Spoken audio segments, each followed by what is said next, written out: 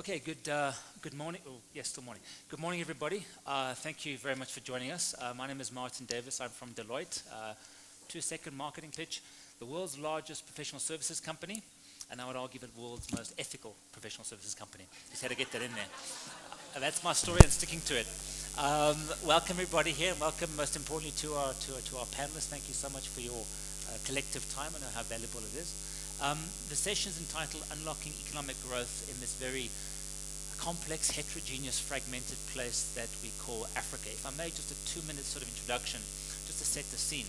And it's something that I'm sure many of us were there. If we can cast our minds back to, when was it? May 2014. We were in Abuja at the World Economic Forum Africa Summit. I'm sure many of you in the room were there, all staying at the very overpriced Hilton Hotel. Nigeria was a 7.5% economy. We were talking of, by forecasting, compound annual growth rate, that by 2020, Nigeria would be the first $1 trillion economy in Africa. The oil price was around $125 a barrel at the time. Goldman Sachs was talking $200 oil. Nigeria had just rebased its GDP, if you recall, a month beforehand, to roughly was about $510 billion US, displacing South Africa into the second largest nominal economy in the GDP terms in the continent. Nigeria didn't have 170 odd, 180 million people. The terminology was 170, 180 million consumers. This was the height of the pinnacle, arguably, of the African rising narrative, and that was in May 2014. In 3 days of very WEFI type conversations, nobody posed a very simple question. And the question could or should have been, what if oil becomes half price? Or what if it goes down to $27 a barrel? But the sentiment, the hype around Nigeria and the continent at the time was summed up, I could say, the rhetorical question is, what could go wrong? Now clearly, the last 3 years is very recent history for us, and how the fundamentals of the continent and the experience of the continent economically has changed dramatically over the course of the last 3 years. Traditionally, sub-Saharan Africa has been Nigeria, arguably Nigeria, Kenya, and South Africa, the three sort of triangular anchor economies of the region, all of whom, arguably, and I would argue, have been misfiring in terms of economic performance in the course of the last 3 years. So the question is the opening sort of question, I don't want to direct the opening remarks too much, but is, what is the long-term economic future of Africa? Are we enslaved to commodity prices in the western part of the continent, particularly oil prices? How do we start to become more self-driven in terms of economic growth trajectory rather than mere sort of price takers? That's sort of the overall introduction, if I may. The format is, I'm going to ask each of our esteemed speakers, guests, 3 minutes or so, address the topic as you see fit. We'll have a conversation amongst ourselves for half an hour or so, and of course it'll involve everybody here for Q&A, conversation, perhaps some argument as well. Trevor, over to you to start, please. 3 minutes. How do you interpret the question, what's our long-term economic growth trajectory? Thank you very much, Martin. Good morning to all of you. Martin, I want to go completely off-piste. That's great. Because I think it's not about commodity prices. Yes. It's not even about macro and microeconomics. It's about something else. It's about attitude. And if we fail at attitude, and we're living through a very bright moment in this country right now, we've just had a change of president a few days ago. It feels like sunrise, and it's important to focus on attitude. And perhaps just by way of reflection, Madiba invited me to serve in his cabinet. I was 38 years old. I knew nothing. But he saw something, and I think that if one recognizes the fact that I was speaking to Fred last week, and he said, I should talk about this in the context of growth, so that's why I'm doing it, I suppose. I wasn't the youngest. Vali Musa was a year younger. Tito Mbuweni was 3 years younger. Sidney Mufamadi was 4 years younger. But we built because we had dreams, and we were overseen because attitude was important. And so if you ask the story of what happened, and also in the way in which Madiba drew out people, he transcended ethnic and tribal lines. He transcended the age divide, he transcended the experiential divide, and focused on capacity and building. And I think that part of what we need to reassemble in Africa, and I think the ALA presents us with a great opportunity, is that. The last thing I want to say is we have, I'm going to ask Paul Harris to tell us what the motto on our coat of arms is, Paul. Because I'm going to distribute it in a moment. But it says tre itara tre. It's one of the oldest languages in the world. It's associated with the rock painting that's central to our coat of arms. It talks about unity in diversity. And when we grasp that nettle, I think we begin to reappreciate ourselves as Africans and then drive it together forward. So you're going to get a copy of our coat of arms. I'll ask you to say it like I did just now. We'll get there in a moment. And on the back of it, just to remind ourselves of who we are, there's the music of a very great piece by Abdullah Ibrahim called Water from an Ancient Well. And that's what we should be drinking. Thank you. Thanks, Trevor. Thank you. Vera, renewed attitude. It feels like dawn, as Trevor says. What sort of, I don't want to direct your question, but we're seeing in countries like South Africa, like Angola, certainly Zimbabwe, this sense of renewal. How will the politics underpin our economic trajectory? I think, first of all, thank you for having me here. I'm very, very proud and happy to be here and to see all these bright young faces. I'm going to maybe follow, I always do, follow Trevor's lead and go a little bit away first from your question. I think when I think about, and this may in some sense indirectly be answering your question as well, you know, what is the trajectory? Where are we going? It really is about coalitions. And I was thinking, should I say coalitions or institutions? When we say institutions, we sound old and we sound sort of heavy, and then sort of people say, oh my God, there they go again with these institutions. But at the end of the day, it's about, you know, what are the coalitions that will make us work? And how do we forge those coalitions? And I think sitting here today, it is a living proof that those coalitions can work. Those coalitions that transcend, I think, you know, innate self-interest and look at what is the better good. And when I talk about coalitions, I talk about public coalitions. I talk about the right kinds of public institutions that need to deliver for the people. I talk about private sector coalitions. Today, this is what we're struggling with. It's how can we ensure, when you ask the question about the resource curse or commodities, it's not so much that it's a question around commodities. It's around what kind of coalitions have we created. In South Africa today, you are discussing the mining law. And I think that the civil society coalitions are totally opposed to the private sector coalitions on what this law should really do. But I believe fundamentally that we can find a middle ground and a place that works, a coalition that is strong, a coalition that can make it work. I've spoken about the public sector coalition, the private sector coalition, but more importantly is the social coalitions, the coalitions for justice today, which ensure that women, that kids, that the displaced, that the migrants have a place where they can live. And I think that when you look at sort of what is it that is going to unlock Africa's potential, it's not so much the numbers. I can tell you that GDP per capita on the continent has gone from 2,400 to 2,600. I can tell you that we've reduced poverty from 51% to 47%. We are now below the poverty line at $1.50. I can tell you that Africa has grown above 5% for 10 years. I can tell you that between 2008 and 2016, FDI was the highest. We can spill those numbers out.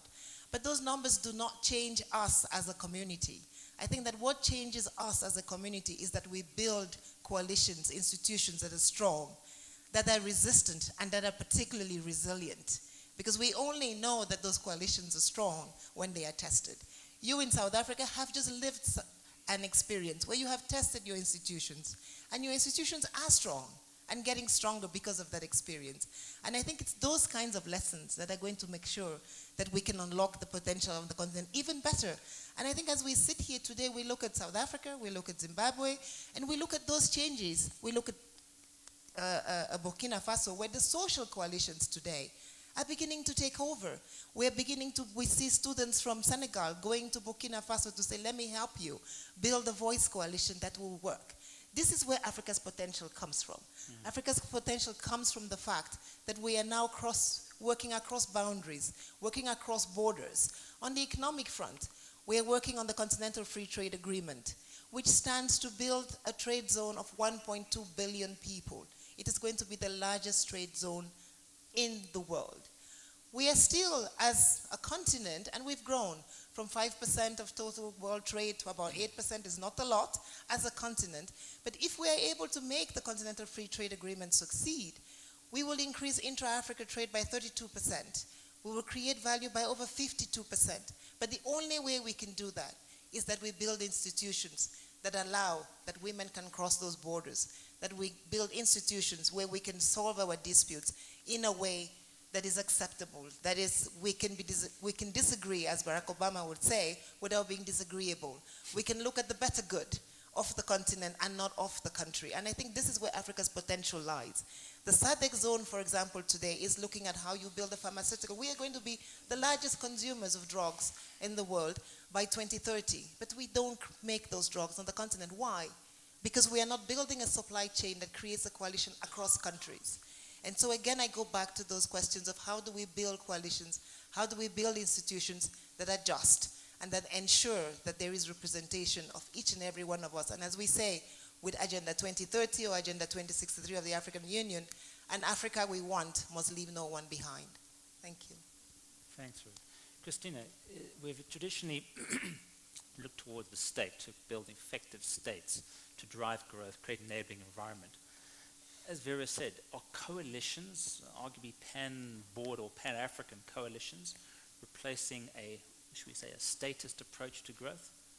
Which is more important, state, coalitions? Good morning to everybody. Since we have only 3 minutes, allow me to jump into the subject and into the question. I agree with Trevor and Vera.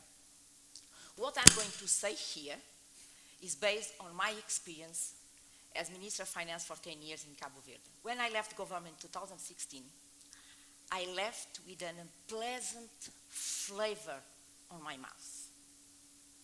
Why? Please bear with me. I will deliver my message in bullet points. First, from 2000 to 2015, Africa grew at 6%, outperformed the global average. Now, some African countries are growing between 6 and 10%. However, poverty remains high, structural change remains limited, low productivity in the agriculture sector continues to dominate employment, and the majority of countries remain characterized by overdependence on a few commodities exports. Second bullet point that is beyond this unpleasant flavor when I left government. Even if in the next 15 years, Africa will grow by 7%, will not eradicate poverty. Today we have more or less 420 million people on absolute poverty.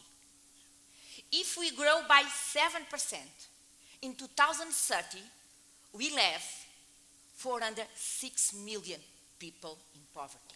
So I believe that African policymakers are missing the overall picture. Third bullet point, very quickly. On an annual basis, the African population increased by 30 million. From 2017 to 2030, will be more 460 million. On a business as usual basis, there is no way that Africa will reach the SDGs by 2030. No way. One of the most important SDGs is to eradicate poverty. We will not reach such goal. So, I believe that it's time for African policymakers just stop and please think. So, high economic growth on a strict GDP perspective is not enough to end poverty. So we need to go beyond that. We need to go deeper. So I think it's the time for everybody, particularly the African policymakers, to question. What have we, and I include myself in the African policymakers, what have we, African policymakers, been missing so far? For me, you have been missing an important ingredient, ownership, and which is related to attitude. If you notice, I don't know if you notice, that we Africans, including African governments, we own nothing in Africa. This is the reason that explains the big paradox. The richest continent, at the same time, the poorest continent. Let's say, for example, natural resources flows. Mispricing is a rule. I have been analyzing some international contracts in the past 6 months that some governments signed in the extractive industry. Ashamed. Mispricing. All these international contracts, from a public policy standpoint, they have only one goal: rent seeking. So, it will not lead or will not feed financing development or development financing. Let's take fiscal flows. We don't own our fiscal flows. I will provide you a figure, ECA figure, if you allow me, Vera. On an annual basis, Africa loses $50 billion in illicit flows. This is a lack of ownership. So we live in a paradox. As Minister of Finance, and I believe that my former colleagues were in the same situation, we submit projects to get money, wait 3, 4, 5 years to get financing. At the end of the day, you have been waiting for our own money. Because our international reserves are outside. Our pension funds are financing others' development, not ours. So, my question is, it's now time to end equating the business of managing poverty to development. Why I left government with this unpleasant flavor? Me, as Minister of Finance, and my colleagues, who were so concentrated in managing poverty in a rich continent. Something is wrong. Something is deeply wrong. So, I believe that if, as a Minister of Finance, you are concentrated in managing poverty, there is no room left when creating public policies to managing wealth. This is the reason I believe that we need to change the ship. Christine, It's a mindset problem. We need just to change the ship. You put a new one. You need a new ship that make us switch from managing poverty to managing wealth. Christine, I'm going to interrupt and you. retaining wealth. I'm going to come back to you. We raised one key point here.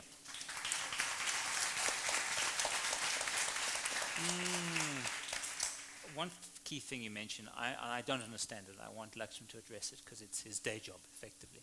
Demographics. I hear so often about the demographic dividend, which of course, arguably, Laxman, your business model for the future is based upon. The demographics, and you said all the numbers, Cristina, of our continent. But how do you reconcile the demographic dramatic wave that sub-Saharan Africa is experiencing? Because there's the consumer story and there's the development story. How do you reconcile the two? Well, thank you for this. This is on? Yeah. Is it on? Can you hear me? Great. Well, thank you for this. I come from a company which is grounded in this idea of what we call performance with purpose, which essentially says that we know we need to deliver financial returns, but at the end of the day, there's no way to do that unless we actually do it the right way. So for the last 4 weeks, I've been on a journey, a personal journey through a lot of Africa. I've been to the farms in Uganda. I've been to, some of the dairies in Zambia. I've been to the streets of Nigeria. And of course, I've spent a lot of time here in South Africa, including on Robben Island, but also in the archives of the Nelson Mandela Foundation, really trying to understand this place. The numbers are all there, right, as you said. You've got an amazing demographic dividend. You've got young people. Just the average age, the mean age in Uganda is remarkable. It's like 15, I think it is. Yeah, it's remarkable. So you just go there and you see this remarkable growth of people and young people, all with big aspirations who are coming in. And as we look at this market, and I agree fully with Trevor, part of the attractiveness of Africa is, in fact, just the change that's taken place in the attitude. And that is driven a lot by South Africa, but clearly the attitude is an important element of how you think about all these folks in New York and other places who need to sort of understand what's really happening in Africa. But as I go to the continent, there's one word that really stands out for me around how one unleashes this demographic dividend and do this in a very purposeful way, and that word is bridges. And there's 3 dimensions of bridges. The first is actually the physical bridge. We think about infrastructure, lots of conversation around that, but also urbanization, very important as you go to these big cities. The second type of bridge, and I think some of you have mentioned this, is this bridge between the public sector, the private sector, and the social sector. I just look at agriculture, and we're an agriculture-driven company, and you look at the things that need to be put in place, and what the African Development Bank is doing, what AGRA has done in the past. What I know several of the governments talk to me about is this idea of the partnership between the public sector, the private sector, and the social sector, the bridges that get built in order to unleash and diversify these economies away from just being oil-based economies. But the third bridge is really social. We were with Graça Michel just a couple of days ago, and we were talking about women in Africa, and she made a very powerful statement that the table has to be set for fairness and inclusion amongst men and women. It's clearly a point that you made. But also, I look at education and look at the youth coming in. It is absolutely critical that Africa gets behind education in a big way, particularly given the demographic dividend that's in there. But it's not just primary, secondary, and tertiary education. What I'm seeing, and this is a conversation I had with one of the heads of government just 2 days ago, was this notion of vocational training and what one does. So I know we're in an elite institution, but we can't forget that. So big demographic dividend, a change in attitude, but a need for bridges, and 3 types of bridges. Physical, the partnership between public, private, and social, but also social bridges. I want Vera and Trevor's comment on a slightly intentionally provocative point. Cristina, you talk about wealth. I look at recent economic history, let's call it the last 30, 40 years, and I would argue that the most successful countries from a true developmental perspective, i.e. embedded middle-class societies, truly embedded crisis-resistant middle-class societies, the most successful countries have been those that are resource poor. Think Asia. From the Asia Tigers as first wave, the economies of Hong Kong, Taiwan, the countries of Singapore, South Korea, and in the last generation, 25, 30 years, undoubtedly China. Even Singapore doesn't have water as a resource. When you say wealth, and it comes to Trevor's point about attitude, these countries, these societies, the political economies, if you will, have realized that true wealth lies in the potential of their people and populations. Are we missing something? Everyone applauds. We talk about the wealth of resources. We're quite nationalistic almost. But if we look at recent economic history, perhaps we're deluding ourselves. Trevor, what do you think? I think that that illusion starts with where your observation started with the WEF of 2015. If our focus as Africans remains on commodity prices, when we don't control that, Exactly. We're going to find these false hopes arise from time to time. And frequently, because you don't have, and Vera, it's not wrong to talk about institutions.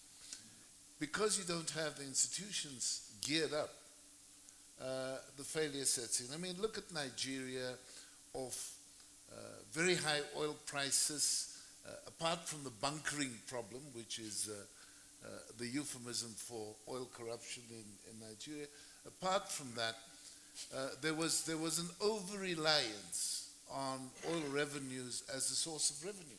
So the institution wasn't built, and there's nothing to show across the African continent for that commodity super cycle. Hence, I think my argument starts with that investment in people, not just in general, but it's about creating youth opportunities. You see, one of the issues in this continent, and I hope our new president is listening, he's got to reshuffle his cabinet, go for youth. Go for youth. Take the risk in going for youth. It's fundamentally important. Too many people who sit in our cabinet rooms across the continent are completely on the wrong side of the age distribution in Africa. Bring in youth, strengthen the voice. By doing that, I think we will put decision making in the grasp of young people as well. And that's what we're not doing.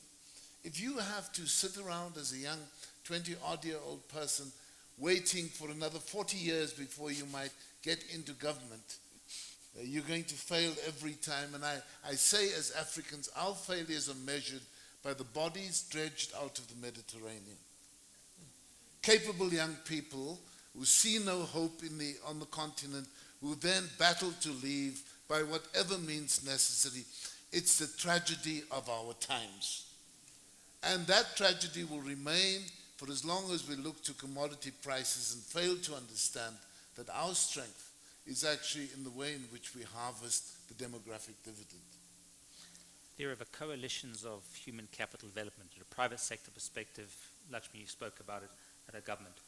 What are your observations about, obviously beyond ALA, which is an incredible institution, obviously. What coalitions, if you will, picking up on your word, at a private, public level, who's doing the best, be it a country, be it a coalition, around true embedded human capital development?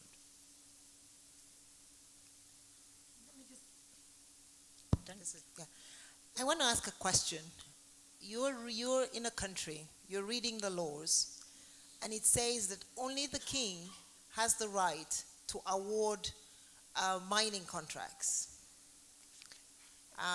What country do you think you are in?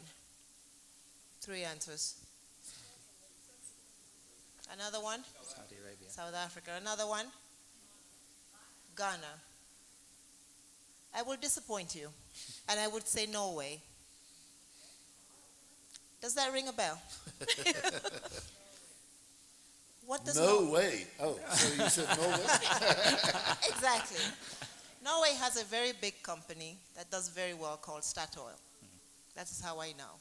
Because I was trying to understand, why are they doing so well?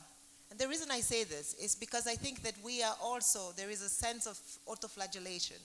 We kill ourselves about this resource curse. Again, I think as Cristina said, this is a term that has been put into us so that we can believe it, and then everybody else can do something strange like base erosion and price shifting, and we will not know it. So it is not about sort of the resource curse. So Norway, it is at that level. We would have said, if it happened, you said Ghana, you said Swaziland, you said South Africa, we would all say corruption. But it's about how it's then managed.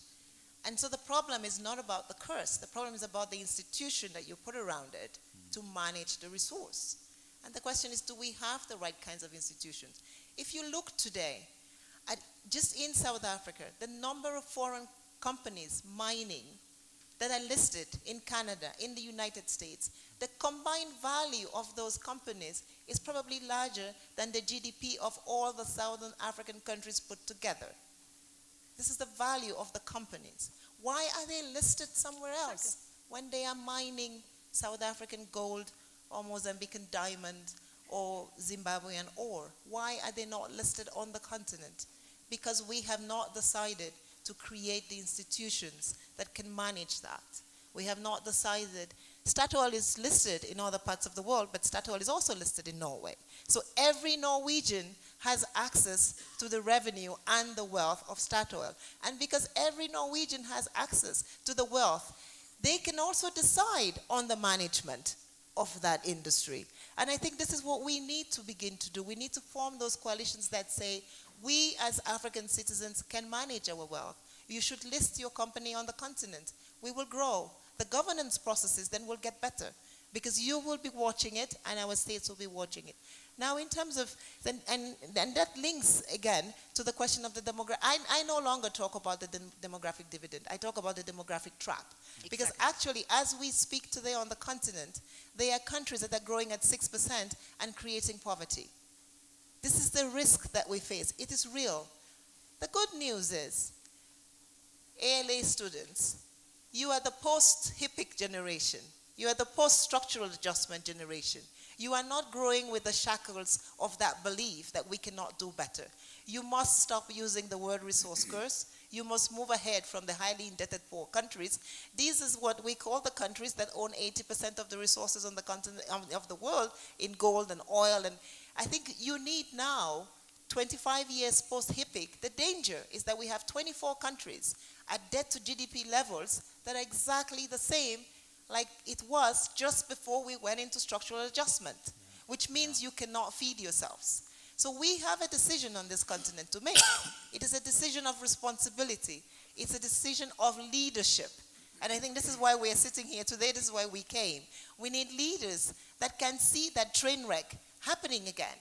Today we are paying for the mistakes of 25 years ago. When we talk about education, when we talk about health, I think that, and maybe Trevor, you can agree with me on this, a lot of even the vocational training, 25 years ago we were doing well, but we had to cut. We had to stop all of that because we were highly indebted. And when you're highly indebted, all you have to do is pay your debt. I think as Fred said, if it's Friday and you have to pay somebody's salary on Monday, you stay up all week and only worrying about that. You don't worry about the course you're going to teach on Monday. That is where Africa is running into again. And we really have to make sure that our leaders do not take us back down that cycle again. You as the youth have that responsibility now because we know better. We have the numbers, we have the figures, and part of it is about the pricing of our resources, it's about the governance of our resources, it's about the coalitions, yes, the public-private coalitions that ensure that one, we price it right, that we keep the resources on the continent. How many of our countries today have gold engineers? Why don't we shape gold? Why doesn't Ghana create products out of its gold industry? Why haven't we trained those people? This is not a decision that is made abroad. This is a decision that is made by Ghanaians, by the Ghanaian government. If it takes 6 months to start a business in Ghana, no young Ghanaian can do that. The only person that can do that is a foreign company with enough access to the leadership high at the top. And this we have to change. Thank you. In the remaining time we have, I'd like to open up to all of you, please. We have a great group of people here. Please take the opportunity to pose whatever question or make any comment you would like. We have a roving microphone, do we? Yes? No? Do we? Can we just grab that? And then just fire away, super brief, please. Just say who you are and fire away. Go for it. Yes, gentleman in the front or second row. Thank you. Hello, my name is Willie Have. I'm from the Democratic Republic of Congo. Mr. Manuel and the panel, I really like what you're saying. In Congo, we have in here they say something Zig, which is Zuma is gone. In Congo, we say King, Kabila is not going. And I think that's where the problem is. when we can talk about all the plans, it's clear that we should take over our wealth. But how do we do that?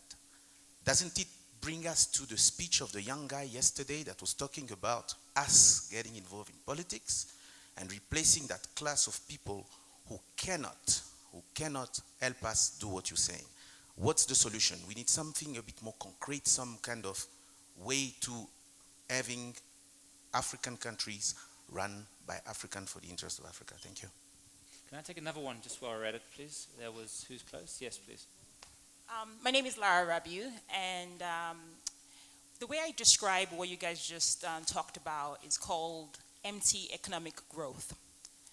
Meaning, people say we're growing, they're using metrics that we're used to, but we continue to see poverty, unemployment. And the way I look at it, I'm not an economist, is that when we need something done in Africa, we ship people in. And when things are not working in Africa, people run back to where they're coming from with all the resources. So even though we're building roads, it's not our people that are building those roads. I want us to talk more about this and how we should be measuring growth in our economy. And I want the young people in this room to understand what they're supposed to do. Okay, more of a comment. Yes, and gentleman in the middle, and then I'm going to ask a couple of responses. Just 5, 6 rows back. Yes, please. As fast as you can. Hello, my name is Louis Okon. I'm from Nigeria. In the past 2 weeks or so, in African Studies class, we've been speaking a lot on isolationism for the African continent and separating ourselves from separating the continent from the rest of the world, especially China, in order to develop. How feasible do you think this is? And do you think that it would be better for African countries to trade amongst themselves alone and isolate themselves from the rest of the world in order to develop? Because it's been a controversial thing in my classes so far. Okay, great. Thank you very much. Laxman, can I ask you maybe just to expand on that brief point, something about plugging African economies, businesses into global value chains, supply chains, i.e., how do we manage globalization better? How do we forge greater connectivity? Any views? So I think, let me just take that one, but just also make a brief comment about the people point that you made. I think one of the things that surprised me in this immersion for me has been, if I look at middle management, in many countries, I won't name them, but in many countries, they tend to be expatriate. And many of them, by the way, tend to be Indian like me. I see them and I see reflected, in front of me, an Indian middle management in partners and others. And the question has to be one of, how does one start building younger managers and professionals and bring them up to the organizations? We have a role to play. We're absolutely prepared to play it. But it's important for us to also partner to ensure we get the feedstock of folks or the supply of people in order to develop and bring some of those things in place. In terms of your comment about plugging into the global supply chains, I think it's very complicated inside Africa itself. I mean, I know that we were in Kampala just 2 days ago, and the Eastern African countries were all getting together to figure out how to bring down some of the barriers. If I look at some of the regulatory challenges across borders, if I look at just the logistics, it's complicated. And I think some of the moves being made to try and bring companies together or countries together, very important for people like us who want to establish supply chains where you can, in fact, source from Africa to the world. So I think isolationism is not necessarily the only solve, but being part of the global community, but at the same time looking at building these soft skills here is very important. Importing people, shipping them back is clearly not sustainable. Gentleman here. Who's got a microphone? Does anyone have it? Just gentleman to front, please, and then quickly at the back. Here, please, fast as you can.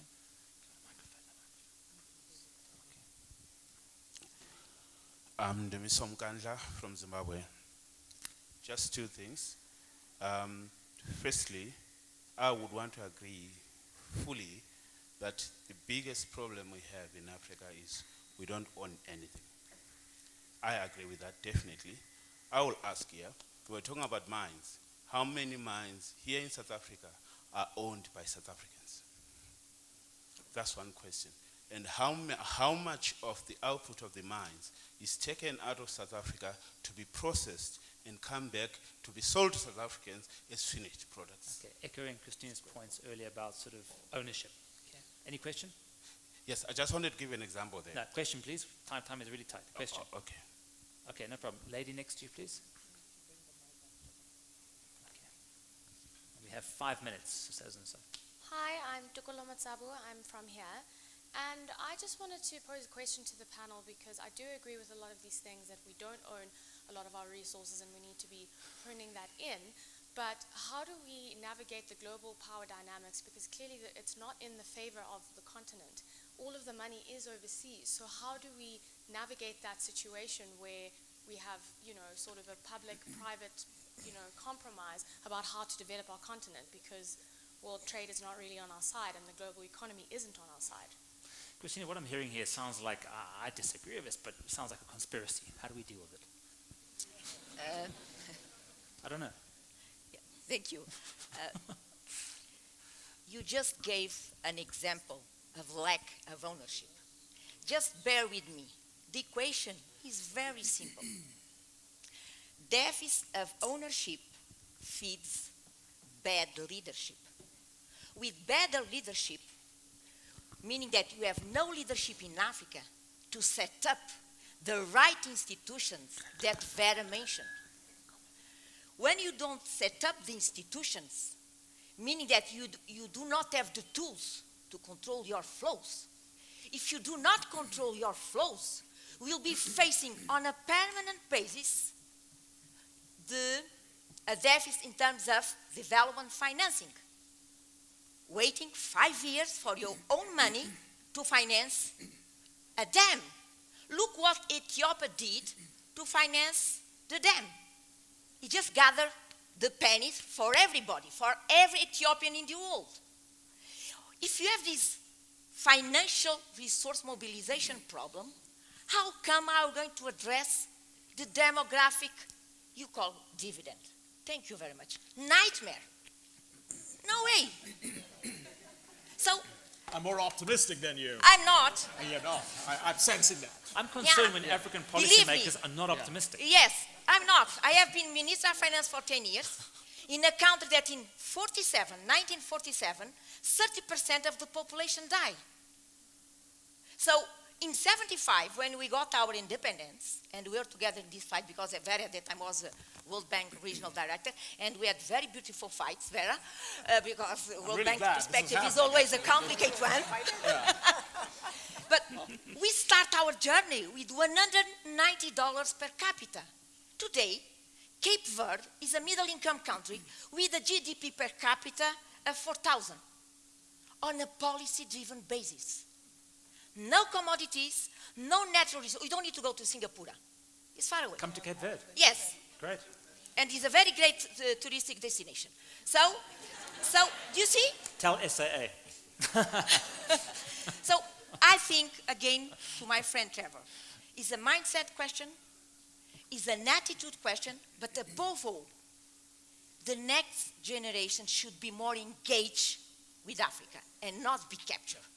Thank you. Can I just, Martin, just pick up on one or 2 points? Trevor, can I ask you to, we're going to have like 30, maybe a minute, each of you to conclude. So if you can wrap your concluding statement into it, comments, and then I'll work down the line. I want to go to Dumiso's point. The bulk of South African mines are South African owned. Probably like 90% of mines are South African owned. Some companies are now have foreign listing, but the bulk of mines are South African owned. So we mine the product, but we are underinvested in the technology to advance. So between Zim and ourselves, we have the world's platinum resources, but we are underinvested in the capacity to utilize platinum. So it's not about the mines, it's what we do with the value that we create. And I think because we don't do that, we always negotiate as unequals. So the Chinese come in and they do what they want to, unless you are President Khama in Botswana and you say, get out, go away, you're messing up our country. But you need to be strong, and you need to have the backing of people in a strong democracy to be able to do that. And that's where African leadership has failed, partly because leaders are too old, too vested in themselves and not in their people. They must invest in young people. Yes. Cristina, thanks, Trevor. Cristina, your concluding remarks, please, in a minute. I already did it, and I cannot do in 1 minute, so I pass. More time for you, Laxman. Well, self-awareness is always good. And as I was saying, I think Thank you. we're attracted to Africa because of the youth. We think bridges need to get built, but by the way, for that to happen, the youth do need to get engaged, and the youth do need to get inspired. And it's great to be here, where in fact you have inspirational youth who can make that happen. Vera? 3 things. I think the first one is isolationism is never an answer. Whether it's Africa, whether it's Asia, it will not work. We need, as Trevor said, we need to create value. We're going to create value across continents. I think that we have an advantage there because we're going to have the youngest continent. by definition, we are going to have to be the most innovative continent. We will be the most innovative continent. So the Googles and the Facebooks of the next generation are going to happen here, and we need not to be isolationist so that we can trade with the rest of the world. That's one. I think two, we talked about we need younger leaders. We just saw the end of the only female leader that we had on the continent, President Ellen Sirleaf Johnson, leave. We need women. Because we know that when women are in decision making, it works much better.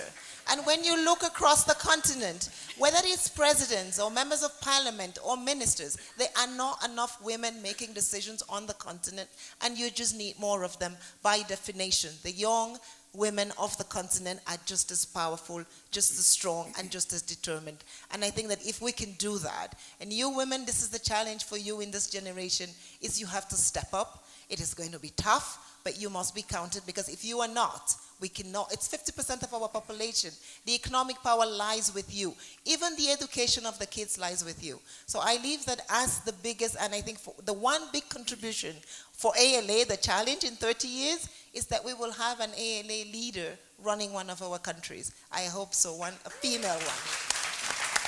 Martin, 2 seconds. I want to go back with this reminder. Our unity is in our diversity. Exactly. That's the amalgam of what we are as Africa, and the more we understand it, the better equipped we will be to transcend tribalism and ethnicism and build a new future. Thanks, Trevor. That was great, Trevor. To conclude, I've got 3 points and a question for all of you. Laura said earlier, this paradox between the figures of high GDP and the reality. It's a paradox of growth in Africa. We have the high growth, but we don't have the bottom-up development. And often I pose a question, it's great being a macro citizen, because if you live in the macro GDP, life appears fantastic. But in the micro level, it certainly isn't. And this paradox of growth versus development in our continent is something we have to deeply better understand. I think it's a very valid point. And we call it these days inclusive growth. That's the aspiration. The second point comes back to Trevor's attitude and age and demographics, as Cristina mentioned. And many of you, pose questions about the age profile of our leaders versus the populations. I've never come across a region, all of us are very well traveled, where the aspirations of the young are so disconnected often from the political actions of the old.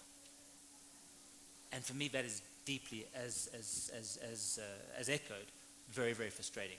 The third question is intentionally, or third point, and it's very provocative to you. Can I pose a quick poll? How many of you in this room, in your future careers, want to get involved in mining? Put your hands up.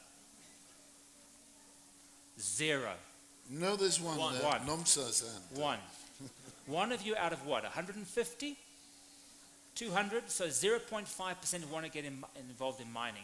But everyone, the conversation is around our assets on our wealth resides in the ground.